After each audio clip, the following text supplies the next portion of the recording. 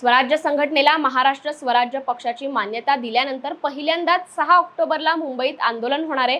अरबी समुद्रातील शिवस्मारक शोधण्यासाठी आंदोलन होणार असल्याची माहिती स्वराज्य पक्ष प्रमुख संभाजीराजे छत्रपती यांनी कोल्हापुरात माध्यमांशी बोलताना दिली आहे। त्यावेळी राज्यात वाढत्या अत्याचाराच्या घटनांवरही त्यांनी भाष्य केलंय।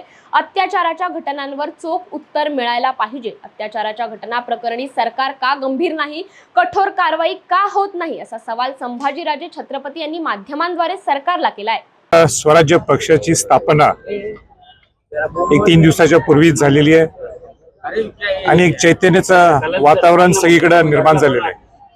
पूर्वी स्वराज्य संघटना म्हणून आम्ही पुढे गेलो होतो, आता महाराष्ट्र स्वराज्य पक्ष म्हणून आमची वाटचाल आता याच्या पुढे चालू आहे।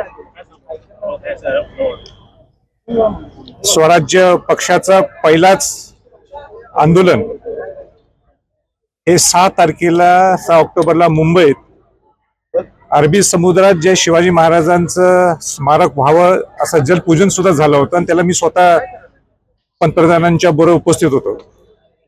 ते स्मारक आहे की नाही तिथं ते पाहण्यासाठी सुद्धा आमचं आंदोलन असणार आहे।